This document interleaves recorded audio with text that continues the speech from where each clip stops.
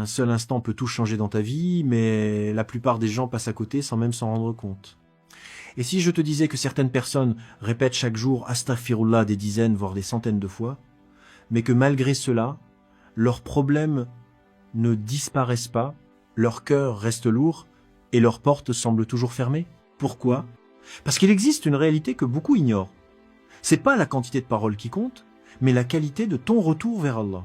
Il y a des gens qui pensent que l'istighfar est un simple mot à prononcer rapidement, presque mécaniquement, entre deux occupations, en regardant un écran ou en pensant à autre chose. Pourtant, ils ne voient aucun changement dans leur vie et ils commencent à douter pourquoi Allah ne me répond pas, pourquoi rien ne s'améliore.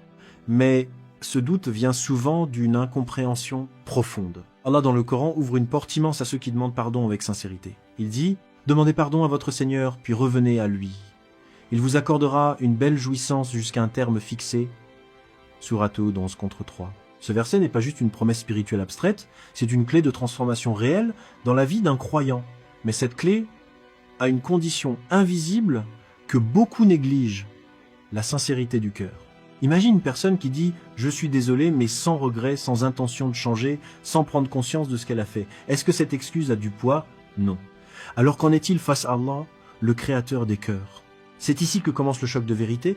Beaucoup d'istighfar sont prononcés avec la langue, mais absents du cœur. Et pourtant, le prophète Mohammed, que la paix et les bénédictions d'Allah soient sur lui, celui qui était déjà pardonné, demandait pardon à Allah plus de 70 fois par jour. Pas parce qu'il était négligent, mais parce qu'il vivait dans une conscience permanente de la grandeur d'Allah et de sa propre humilité devant lui. Aujourd'hui, beaucoup ont perdu cette profondeur. Ils demandent pardon sans arrêt, mais leur vie intérieure ne bouge pas. Et cela crée une frustration silencieuse. Ils pensent que l'istighfar ne fonctionne pas. Mais la vérité est différente. L'istighfar, sincère, fonctionne toujours. Le problème, c'est la manière. As-tu déjà remarqué que parfois tu dis « Astaghfirullah » sans même t'arrêter une seconde, sans ressentir le poids de tes erreurs, sans imaginer réellement ce dont tu demandes pardon? C'est là que tout se joue. Parce que l'istighfar authentique commence par un moment de lucidité. Reconnaître que tu t'es éloigné, ressentir une forme de regret, puis revenir vers Allah avec un cœur brisé mais plein d'espoir. Et c'est ce mélange regret et espoir qui change tout. Il y a des gens qui, après des années d'épreuves, ont vu leur vie basculer, non pas parce qu'ils ont augmenté leurs paroles, mais parce qu'ils ont changé leur cœur. Ils ont commencé à dire « Astaghfirullah » avec conscience, lenteur, présence, et surtout avec une intention réelle de ne plus revenir aux mêmes erreurs. Et c'est souvent à ce moment-là que les portes commencent à s'ouvrir. Une paix intérieure inexplicable, une facilité dans les affaires, une sortie progressive des blocages. Mais attention, c'est pas magique, c'est pas instantané et c'est pas superficiel. C'est une transformation intérieure qui commence avant tout dans le secret entre toi et Allah. Et maintenant, pose-toi cette question sincère. Quand tu demandes pardon, est-ce que ton cœur est vraiment présent ou est-ce seulement ta langue qui parle? Réfléchis à cela, car la suite va te montrer une erreur que presque tout le monde fait sans s'en rendre compte et qui bloque complètement les effets de l'istighfar dans leur vie. Le problème commence bien avant les mots que tu prononces, et c'est justement pour cela que beaucoup de gens ne comprennent pas pourquoi leur istighfar ne change rien dans leur vie. Ils pensent que le souci vient d'Allah, alors que le problème vient souvent de la manière dont ils demandent pardon. Aujourd'hui, une grande partie des musulmans a réduit l'istighfar à une habitude verbale, un réflexe, une phrase répétée automatiquement. Astaghfirullah. Astaghfirullah. Sans pause, sans réflexion, sans conscience réelle de ce qui est en train d'être dit. Mais pose-toi une question simple. Si tu dis pardon sans même penser à ce que tu as fait, est-ce vraiment un pardon? C'est ici que le piège commence. Le cœur devient absent. La langue travaille seule. Et peu à peu, le lien profond entre le serviteur et Allah s'affaiblit sans même qu'on s'en rende compte. Et c'est là que beaucoup ressentent une forme de frustration spirituelle, ils multiplient les istighfars, mais les épreuves restent, les blocages persistent, les blessures intérieures ne guérissent pas, alors certains commencent à perdre espoir, et c'est très dangereux, car Allah n'a jamais promis un changement à une simple répétition mécanique. Il a promis une transformation à ceux qui reviennent à lui avec sincérité. Regarde ce que dit Allah, et repentez-vous tous devant Allah, ô croyants, afin que vous réussissiez. Sourate An-Nur 24-31, Le mot-clé ici n'est pas seulement se repentir, mais réussir. La réussite est liée au repentir sincère, pas au repentir automatique. Le problème aujourd'hui, c'est que beaucoup ont perdu la dimension émotionnelle du repentir. Ils ne ressentent plus le poids de leurs actes. Ils ne s'arrêtent plus une seconde pour se dire « ce que j'ai fait m'éloigne d'Allah ». Sans ce moment de lucidité, l'istighfar devient vide de sens. Et pire encore, certains continuent à commettre les mêmes erreurs tout en disant « astaghfirullah », comme si la phrase annulait automatiquement le comportement. Mais en réalité, c'est exactement l'inverse. Le vrai istighfar commence par l'arrêt intérieur du péché, même si ce n'est qu'un instant de prise de conscience. Le prophète Mohammed, que la paix et les bénédictions d'Allah soient sur lui, a enseigné une forme de repentir vivant, conscient, profond. Pas une répétition vide, mais un retour sincère du cœur vers Allah. Et quand on regarde les premiers musulmans, on comprend une chose. Leur istighfar changeait leur comportement, pas seulement leur langue. Aujourd'hui, beaucoup font l'inverse. Ils gardent le même comportement, mais ajoutent des mots. C'est là toute la différence. Et c'est pour cela que les résultats ne viennent pas, parce que la racine n'est pas touchée. Un autre problème majeur est l'absence de regret. Sans regret, il n'y a pas de véritable demande de pardon. Et sans demande de pardon sincère, il n'y a pas de transformation intérieure. Le regret, c'est ce moment où ton cœur se réveille et réalise « j'ai dépassé les limites ». Mais beaucoup ont perdu cette sensibilité. À force de banaliser les péchés, le cœur devient dur et les mots perdent leur poids. Et c'est ainsi que l'istighfar devient une habitude vide, sans impact réel sur la vie. Certains s'étonnent ensuite « pourquoi ma situation ne change pas ?» Mais la réponse est souvent dans ce détail invisible. C'est pas la quantité d'istighfar qui est en cause, mais sa profondeur. Et tant que cette profondeur n'est pas retrouvée, les blocages restent. Maintenant, une question importante se pose. Comment retrouver un istighfar vivant, sincère, capable de réellement transformer une vie? C'est ce que tu vas découvrir dans la prochaine étape, et ce que beaucoup ignorent complètement. Quand on parle d'istighfar, beaucoup pensent immédiatement à une simple formule, à répéter, mais en réalité, c'est une porte immense vers une transformation intérieure profonde que très peu comprennent vraiment. L'istighfar authentique ne commence pas avec la langue. Il commence avec un réveil intérieur, un moment où le cœur se remet à voir ce que les habitudes avaient rendu invisible. C'est pour cela que les savants et les textes coraniques insistent sur un point essentiel. Le pardon demandé à Allah n'est pas un acte automatique, mais un retour conscient vers lui. Allah dit dans le Coran « Et quiconque fait un mal ou se fait du tort à lui-même, puis implore le pardon d'Allah, trouvera Allah pardonneur et miséricordieux. » Surat An-Nisa 4/110, mais observe bien ce verset. Il ne parle pas seulement de dire des mots. Il parle d'une personne qui reconnaît son tort, qui prend conscience de sa faute, puis qui revient vers Allah. C'est ici que se trouve la différence fondamentale. L'istighfar véritable est un mouvement du cœur avant d'être un mouvement de la langue. Le prophète Mohammed, que la paix et les bénédictions d'Allah soient sur lui, était celui qui avait déjà les plus hauts degrés de piété, et pourtant il demandait pardon constamment. Cela montre que l'istighfar n'est pas réservé à ceux qui ont commis de grands péchés, mais à ceux qui gardent leur cœur vivant. Parce qu'un cœur vivant ressent, revient, se corrige et se rapproche. Un cœur mort, lui, répète sans comprendre. Et c'est là que beaucoup de gens se trompent. Ils pensent que dire astaghfirullah suffit, alors que la véritable force de cette parole dépend de ce qui l'accompagne à l'intérieur. Regret, conscience, intention de changement. Sans cela, l'istighfar reste incomplète. Imagine une personne qui marche dans une direction opposée à Allah, mais qui continue de dire pardon sans jamais changer de chemin. Est-ce que ce pardon a un sens réel?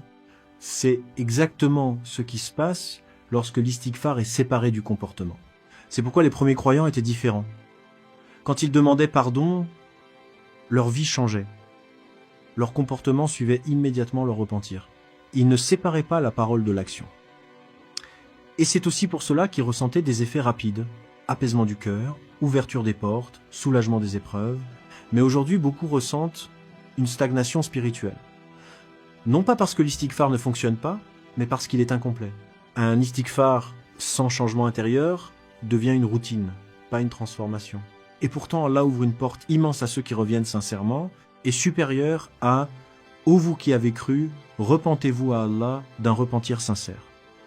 Surat At-Tahrim 66/8. Le mot-clé ici est « sincère ». Cela signifie que le repentir doit être réel, profond, et accompagné d'une intention claire de ne pas revenir au même état. C'est ici que commence la véritable méthode. ralentir, ressentir, comprendre. Avant de dire Astaghfirullah, il faut d'abord reconnaître intérieurement ce qui doit être corrigé, même si cela dure quelques secondes, même si cela est silencieux. Ce moment change tout, parce que c'est dans ce silence que le cœur parle enfin. Et quand le cœur parle, l'istighfar devient vivant. À partir de là, la personne ne demande plus seulement pardon, elle revient réellement vers Allah. Et c'est ce retour qui ouvre la porte au changement que beaucoup cherchent sans comprendre pourquoi ils ne viennent pas. Maintenant, une question essentielle se pose. Si la sincérité change tout, comment appliquer concrètement cet istighfar dans la vie quotidienne sans le perdre dans les habitudes ? La prochaine étape va répondre à cela, et elle est souvent celle qui transforme complètement la compréhension des gens. Maintenant que tu comprends que l'istighfar ne doit pas être mécanique, une question devient essentielle. Comment le pratiquer correctement dans la vie de tous les jours, sans qu'il redevienne une simple habitude vide? C'est ici que beaucoup échouent, non pas par manque de foi, mais par manque de méthode. Car oui, il existe une manière concrète, simple mais profonde, de faire l'istighfar correctement, comme l'ont compris les croyants les plus sincères. La première chose à comprendre est que l'istighfar ne commence pas par la langue, mais par un arrêt intérieur. Avant même de dire Astaghfirullah, il faut créer un court moment de conscience. Un instant où tu sors du mode automatique. Ce moment peut durer quelques secondes seulement, mais il change tout. Tu t'arrêtes intérieurement et tu te demandes de quoi est-ce que je demande pardon à Allah maintenant. Même si la réponse est simple, même si elle est courte, ce moment de lucidité est ce qui donne de la valeur à ton istighfar. Ensuite vient la deuxième étape, le regret. Pas un regret superficiel, mais une sensation sincère de retour vers Allah. Le cœur doit reconnaître qu'il a dépassé des limites, qu'il a été distrait ou qu'il a manqué de vigilance. C'est ce regret qui donne du poids à la parole. Sans regret, la parole reste vide. Avec regret, elle devient une demande réelle. Puis vient la troisième étape. La demande de pardon consciente. C'est à ce moment-là que tu dis Astaghfirullah avec présence. Lentement si possible. Pas comme une formule rapide, mais comme une parole qui sort d'un cœur qui revient. Et ici, il ne s'agit pas de la longueur du mot, mais de la profondeur avec laquelle il est prononcé. Ensuite, il y a une quatrième étape souvent oubliée, la décision intérieure. C'est le moment où tu te dis silencieusement « je veux éviter de revenir à cela ». Même si tu sais que tu peux refaire l'erreur, l'intention sincère de changer est essentielle. C'est elle qui donne une direction au cœur. Allah dit est supérieur à « et repentez-vous tous devant Allah aux croyants afin que vous réussissiez ». Sourate An-Nur 24 contre 31. La réussite est liée à ce retour global, parole, cœur et intention. Le prophète Mohammed, que la paix et les bénédictions d'Allah soient sur lui, enseignait un istighfar vivant, répété avec conscience, mais aussi accompagné d'une réforme intérieure constante. Ce n'était pas une simple répétition, c'était un état. Et quand cet état est présent, même les petites invocations répétées deviennent puissantes. Mais il y a encore un point crucial, la constance. Un istighfar sincère n'est pas fait une seule fois, puis oublié. Il devient une habitude consciente qui accompagne la journée, surtout dans les moments de faiblesse ou de distraction. C'est cette régularité qui transforme progressivement le cœur. Et petit à petit, sans même t'en rendre compte, quelque chose change, ton comportement, ta sensibilité, ta relation avec Allah. C'est souvent subtil au début, puis évident avec le temps, mais attention, si tu fais ces étapes sans présence réelle du cœur, tu retournes au même problème. C'est pourquoi la qualité reste toujours plus importante que la quantité. Maintenant, une vérité importante doit être posée, même en appliquant cette méthode. Pourquoi certaines personnes voient des changements rapides alors que d'autres semblent attendre longtemps? C'est ce que nous allons comprendre dans la prochaine étape, et cela va éclairer un point que beaucoup négligent complètement. Quand on observe les histoires des croyants, un point revient toujours de manière frappante. Deux personnes peuvent faire le même istighfar, mais ne pas vivre les mêmes résultats. Pourquoi? Parce que l'istighfar ne produit pas seulement un effet spirituel mécanique, il déclenche surtout une transformation liée à la sincérité, à la constance et à la profondeur du cœur. Et c'est là que les histoires réelles et les récits spirituels deviennent essentiels pour comprendre. Parmi les récits les plus connus, on retrouve celui des pieux prédécesseurs qui, lorsqu'ils traversaient des périodes difficiles, augmentaient leur istighfar de manière consciente. Non pas comme une routine, mais comme un retour total vers Allah. Ils ne voyaient pas l'istighfar comme une simple solution verbale, mais comme une clé de sortie des épreuves. Allah dit dans le Coran, est supérieur à « Il vous enverra du ciel des pluies abondantes et vous accordera des biens et des enfants » Sourate Nuh 60 et 11 contre 11. 1-2. Dans ce passage, le prophète Noé rappelle à son peuple que le pardon demandé à Allah est lié à des ouvertures concrètes dans la vie. La subsistance, les bénédictions, la continuité des générations, c'est pas une promesse vide, c'est une réalité spirituelle. Mais attention, cela ne signifie pas que les résultats sont toujours immédiats ou visibles instantanément. Certains ressentent un changement rapide dans leur cœur, une paix soudaine, une diminution du stress, une lumière intérieure.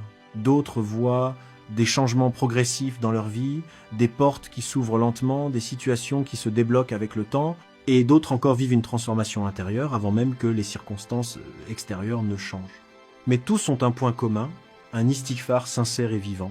Un témoignage souvent rapporté dans les récits spirituels est celui de personnes qui, après une période de détresse intense, ont retrouvé une sérénité progressive en multipliant le pardon sincère à Allah, accompagné de prières et de retours intérieurs. Ce qui change n'est pas seulement la situation, mais la manière de la vivre. Et c'est peut être cela le plus grand miracle de l'istighfar. Il ne se limite pas à enlever les problèmes. Il transforme aussi le cœur face aux problèmes. Le prophète Mohammed, que la paix et les bénédictions d'Allah soient sur lui, a lié la demande de pardon à l'ouverture des portes invisibles de la vie. Il répétait lui-même l'istighfar régulièrement, montrant que même les meilleurs serviteurs restent dans une relation constante de retour vers Allah. Mais il y a une réalité importante à comprendre ici. Les résultats dépendent aussi de ce qui accompagne l'istighfar. La patience, la continuité, l'absence de retour volontaire au péché et surtout la sincérité du cœur. Sans ces éléments, l'istighfar perd une grande partie de son impact profond. C'est pour cela que certaines personnes abandonnent trop vite, pensant que cela ne marche pas, alors que le processus est encore en train de se construire intérieurement. Et souvent, ce sont ceux qui persistent, malgré le doute, qui finissent par voir les plus grands changements, parce que l'istighfar sincère ne se mesure pas seulement en jours, mais en transformation intérieure. Et maintenant, une question importante se pose. Quelles sont les erreurs silencieuses qui empêchent complètement l'istighfar de produire ses effets, même lorsqu'il est répété chaque jour? C'est ce que nous allons voir dans la prochaine étape, et cela va révéler des blocages que beaucoup ignorent totalement. Même après avoir compris la méthode, beaucoup de gens continuent à ne pas voir de résultats, et cela crée une confusion dangereuse. Ils pensent que l'istighfar ne fonctionne pas, mais en réalité, dans la majorité des cas, ce n'est pas l'istighfar qui est incorrect, ce sont certaines erreurs invisibles qui bloquent complètement ses effets. La première erreur, et la plus répandue, c'est la répétition sans conscience. Dire « astaghfirullah » des centaines de fois sans présence du cœur, sans arrêt intérieur, sans réflexion, transforme une adoration puissante en simple automatisme. Et un automatisme spirituel perd une grande partie de son impact. La deuxième erreur, c'est de continuer volontairement les mêmes péchés tout en demandant pardon. Cela crée une contradiction intérieure. Le cœur se divise entre la demande de pardon et la répétition du comportement. Et cette incohérence empêche la transformation réelle. Allah dit « est supérieur à vous qui avez cru, repentez-vous à Allah d'un repentir sincère ». Sourate At-Tahrim 66 contre 8, le mot-clé ici est sincère. Cela implique une volonté réelle de changement, pas seulement une parole. La troisième erreur, c'est l'absence de regret. Beaucoup prononcent l'istighfar sans jamais ressentir le poids de leurs actes. Or, sans regret, il n'y a pas de véritable retour vers Allah. Le cœur reste inchangé. Le prophète Mohammed, que la paix et les bénédictions d'Allah soient sur lui, a enseigné que le repentir authentique est lié à la prise de conscience et à la volonté de ne pas revenir au péché. Cela montre que l'émotion intérieure fait partie de l'acte. La quatrième erreur, c'est l'impatience. Certaines personnes abandonnent l'istighfar après quelques jours ou quelques semaines, pensant que rien ne change. Mais oublie que la transformation spirituelle est progressive, et parfois invisible, au début. Les changements peuvent commencer dans le cœur avant d'apparaître dans la vie extérieure. La cinquième erreur, c'est la négligence des moments forts. L'istighfar n'a pas le même poids selon les moments. La nuit, après la prière, dans la solitude, ou dans un moment de sincérité profonde. Le faire uniquement dans le bruit, la distraction ou l'oubli réduit son impact. Et enfin, la sixième erreur, c'est de perdre l'espoir dans la miséricorde d'Allah. Certains pensent que leurs péchés sont trop nombreux, ou que leur situation est trop compliquée. Mais cela est une forme de désespoir spirituel dangereux, car Allah est plus grand que toutes les erreurs. Allah est supérieur à « ne désespérez pas de la miséricorde d'Allah ». Certes, Allah pardonne tous les péchés. Sourate Az-Zumar 39 contre 53. Tant que le cœur revient vers Allah, la porte reste ouverte. Et c'est là une vérité essentielle. C'est pas la chute qui bloque la lumière, c'est le refus de revenir. Beaucoup de gens pensent qu'ils sont éloignés, alors qu'en réalité, la seule chose qui manque est un retour sincère. Mais une question reste encore plus importante. Que se passe-t-il réellement dans la vie et dans le cœur lorsque ces erreurs sont corrigées et que l'istighfar devient vivant? C'est ce que nous allons découvrir dans la prochaine étape, et cela montre pourquoi certaines vies changent profondément alors que d'autres restent bloquées. Quand l'istighfar devient sincère, vivant et constant, quelque chose commence à changer de manière subtile puis profonde dans la vie intérieure du croyant. Et souvent, le premier signe n'est pas matériel, mais spirituel. C'est une paix que tu ne peux pas expliquer, une légèreté dans le cœur, comme si un poids invisible commençait à disparaître progressivement. C'est pas spectaculaire au début, mais c'est réel. Allah montre dans le Coran que le pardon sincère est directement lié à une transformation intérieure et supérieure à « puis, je suis certes pardonneur envers celui qui se repent, croit et fait le bien, puis se dirige vers le bon chemin ». Sourate Taha 20 contre 82. Ce verset montre une progression, repentance, foi, action, puis transformation du chemin de vie. Cela signifie que l'istighfar ne change pas seulement le passé, il redéfinit aussi la direction future. Un autre effet puissant de l'istighfar sincère, c'est l'adoucissement du cœur. Un cœur qui était dur, pressé, distrait, commence à devenir plus sensible. Il réagit davantage au rappel, il ressent plus facilement la spiritualité, il se détache progressivement des habitudes négatives, et ce changement est très important car un cœur adouci est un cœur qui revient plus facilement vers Allah. Ensuite vient un autre signe, la facilité dans les épreuves. Les problèmes ne disparaissent pas toujours immédiatement, mais la manière de les vivre change complètement. Ce qui semblait lourd devient supportable. Ce qui semblait fermé commence à s'ouvrir progressivement. C'est comme si Allah changeait non seulement les situations, mais aussi la capacité du cœur à les porter. Le prophète Mohammed, que la paix et les bénédictions d'Allah soient sur lui, enseignait que le retour vers Allah ouvre des portes invisibles de facilité et de soulagement. Et beaucoup de croyants ont expérimenté cela, des périodes difficiles qui, avec le temps, deviennent des périodes de transformation et de rapprochement avec Allah. Mais il y a aussi un autre signe essentiel, le retour des bonnes habitudes. Quand l'istighfar est sincère, il ne reste pas isolé. Il commence à influencer le comportement.